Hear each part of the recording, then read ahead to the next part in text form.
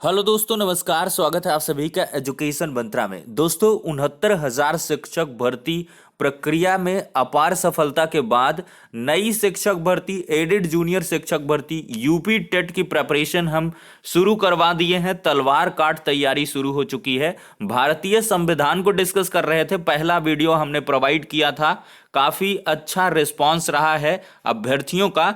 तो ऐसे पढ़ेंगे तो बिल्कुल नौकरी होगी पक्की। जी हां, बने रहें, जुड़े रहें एजुकेशन मंत्रा के साथ। तो चलिए दोस्तों, बिना किसी देरी के वीडियो सेशन को स्टार्ट करते हैं। भारतीय संविधान का ये दूसरा लेसन है या कह लें सेकेंड डे है। इसमें हम क्या है कि इंपॉर्टेंट जो क्वेश्चंस हैं, फैक्ट्स हैं, उनका डिस्कशन करेंगे। और ध्यान दें, ये भारतीय संविधान का निचोड़ है। फिर इसके बाद क्या होगा कि कॉम्प्रिहेंसिव जो क्वेश्चंस होंगे उनका डिस्कशन होगा।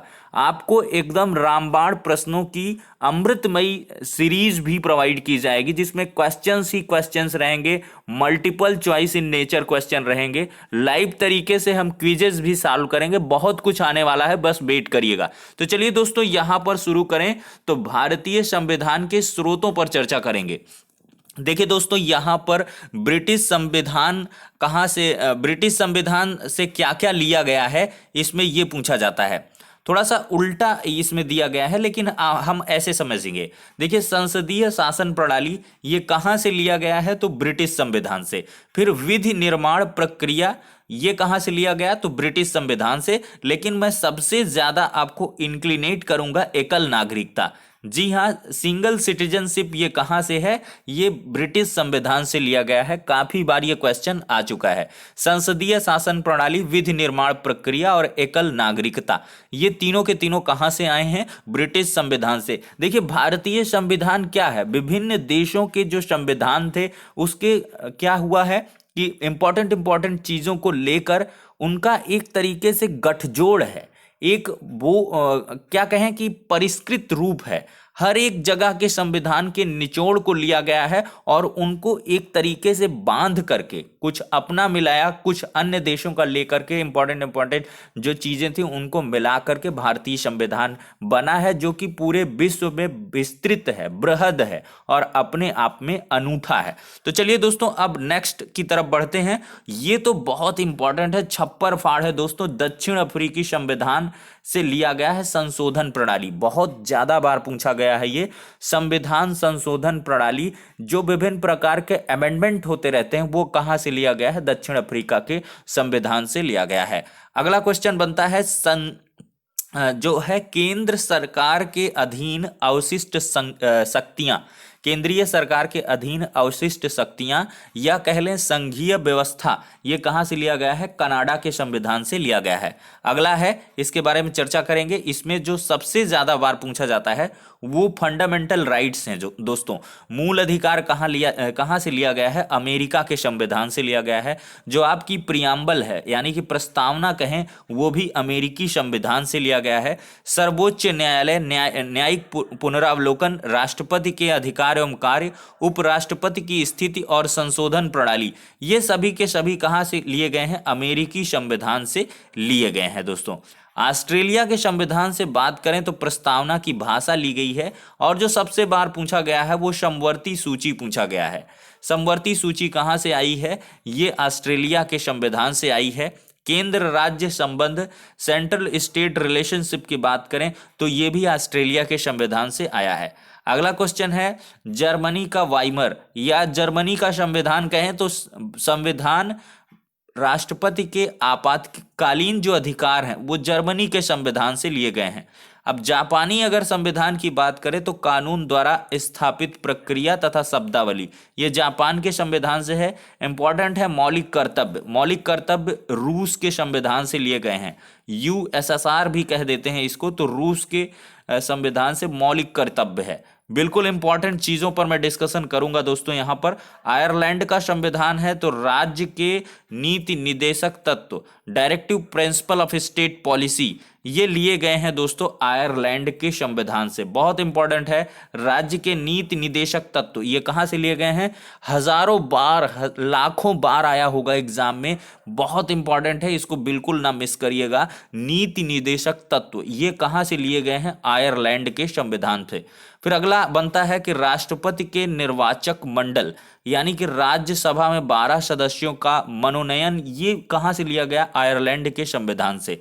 देखिए गवर्नमेंट ऑफ इंडिया एक्ट 1935, देखिए इस अधिनियम के लगभग 200 अनुच्छेद प्रत्यक्ष अथवा अप्रत्यक्ष रूप से भारतीय संविधान के विभिन्न अनुच्छेदों से मिलते जुलते हैं।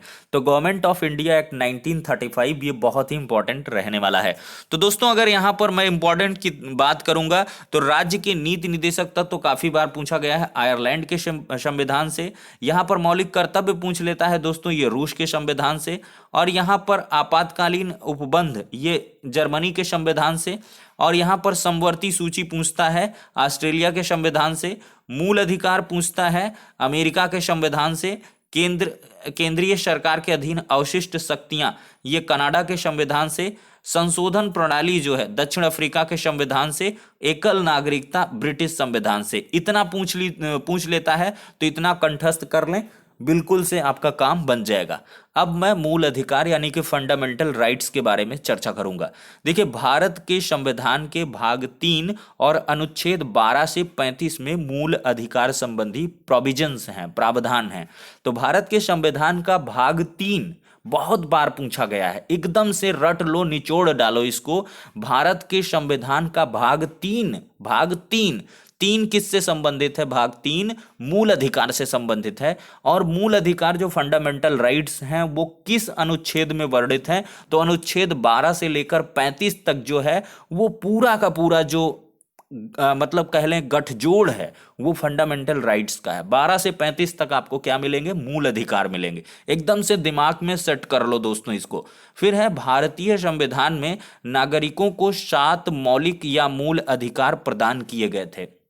ध्यान देना, मूल तरीके से कंफ्यूज करता है क्वेश्चन में कि भारतीय संविधान में नागरिकों को कितने मूल अधिकार दिए गए थे। लौंडा फिसल जाता है, 6 पर टिक कर देता है। क्वेश्चन पूछता है कितने दिए गए थे, यहां पर कितने हैं की बात नहीं कर रहा प्रेजेंट टाइम पर। कंफ्यूज करता है, लेकिन हमको कंफ्यूज होना नहीं है। बुलाता है मगर जाने को नहीं, ठीक है।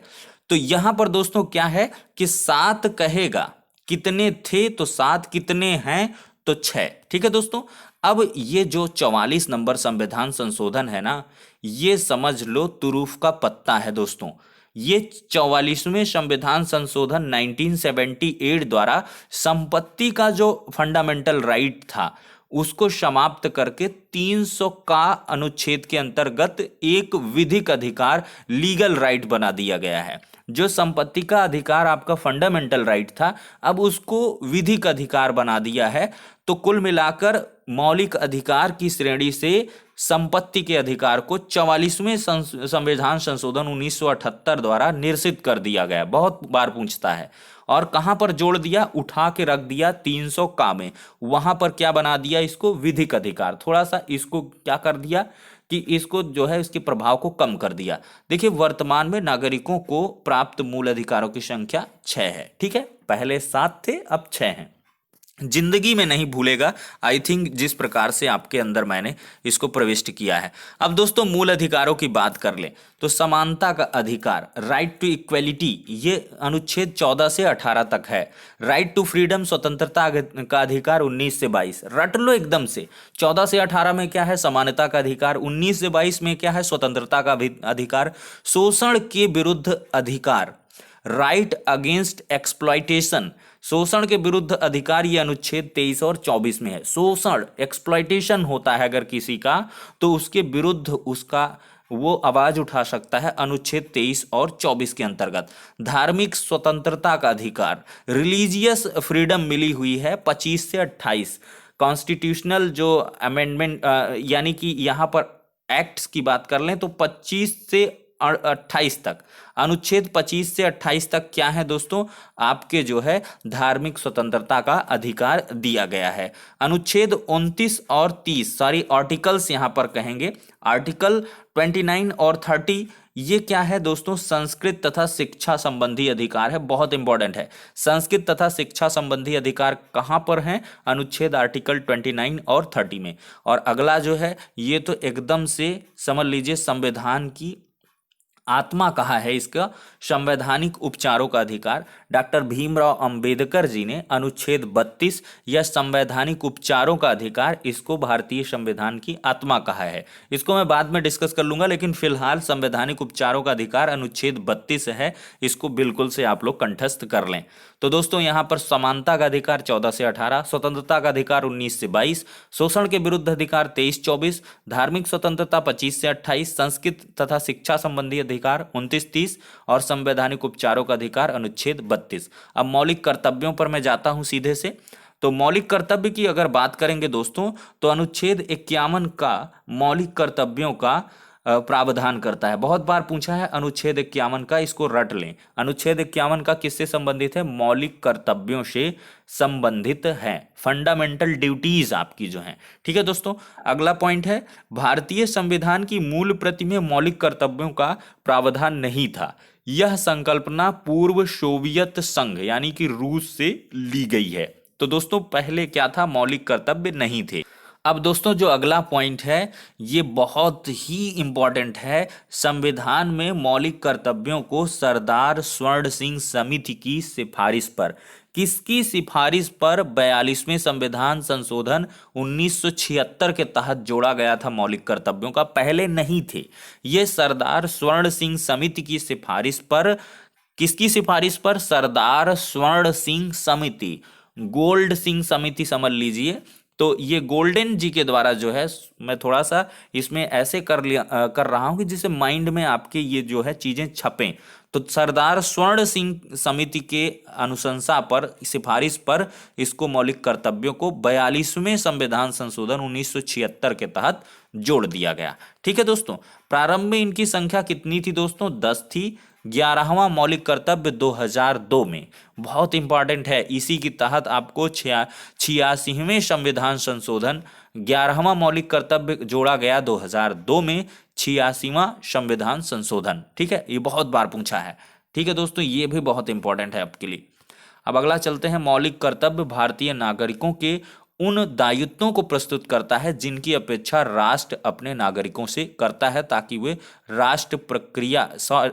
राष्ट्र निर्माण प्रक्रिया में, नेशनल बिल्डिंग में सक्रिय योगदान दे सकें, एक्टिव पार्टिसिपेशन रहे नागरिकों का, सिटीजन्स का, इसके लिए मौलिक कर्तव्य बनाए गए हैं। ठीक है दोस्तों, अब राज्य के नीति निर्देशक तत्व, अब हमारे कर्तव्य नागरिकों के तो सेट कर दिए गए, अब राज्य के क्या कर्तव्य हैं वो नीति निर्देशक तत्व में वर्णित हैं। तो दोस्तों अगर बात करें तो ये संविधान का जो भाग 3 है वो मूल अधिकारों से संबंधित है, और अगर भाग 4 की बात करें तो ये नीति निर्देशक तत्वों से संबंधित है। भाग 4 में क्या है? नीति निर्देशक तत्व हैं, और ये अनुच्छेद 36 से 51 तक है। ये भी बहुत बार पूछा गया है। नीति निर्देशक तत्व कौन से भाग में है? भाग 4 में। भाग 4 में क्या है? नीति निर्देशक तत्व हैं। अनुच्छेद कितने तक कवर करते हैं? 36 से 51 तक जाते हैं। यह संकल्पना किस संविधान से अभिप्रेरित है? आयरलैंड के संविधान से नीति निर्देशक तत्व लिए गए हैं। ठीक है, अब अगला है नीति निर्देशक तत्वों का उद्देश्य क्या है? सामाजिक एवं आर्थिक लोकतंत्र की स्थापना करना तथा ये राज्य को कुछ सकारात्मक करने की सलाह देते हैं। राज्य को क्या करने की सलाह देते हैं? कि सकारात्मक वो करे। ठीक है, नीति निर्देशक तत्व असीमित हैं, इनकी कोई लिमिटेशन नहीं है, इन्हें किसी भी स्थिति में निलंबित नहीं किया जा सकता है। ठीक है दोस्तों, ये इसकी खास बात है नीति निर्देशक तत्वों की। नीति निर्देशक तत्व को न्यायालय द्वारा लागू नहीं किया जा सकता है। ये नहीं कि कोर्ट पहुंच जाओ, न्यायालय द्वारा लागू नहीं किया जा सकता नीति निर्देशक तत्वों को। ठीक है, ये भी आपका इंपॉर्टेंट पॉइंट है। तो दोस्तों 14 मिनट का वीडियो हो चुका है। मैं सोच रहा हूं कि ज़्यादा इसको लंबा ना करें। फिलहाल के लिए आज का संविधान का डोज यहीं पर खत्म होता है दोस्तों। नेक्स्ट वीडियो में मिलते हैं। और दोस्तों आपसे एट लास्ट में गुजारिश करूंगा, वीडियो पसंद आया हो तो लाइक ठोकना। 100+ लाइक का बहुत छोटा सा टारगेट रखते हैं इसमें। और नेक्स्ट वीडियो में मिलते हैं। और नए नए जो आपके एक्टिव सब्सक्राइबर्स हैं उनको भी जोड़ते जाइएगा, जिससे कि हमारा क्या है, प्लेटफॉर्म बढ़ता जाए। लोगों का अगर कारमा बढ़ेगा, पिछले वीडियो में 1000 के व्यूज अब तक आ चुके हैं, तो मैं चाहूंगा इसमें 2000 व्यूज आए। ठीक है दोस्तों, तो बढ़ते हैं, नेक्स्ट वीडियो में फिर से मिलेंगे। तब तक के लिए शुक्रिया, जय हिंद।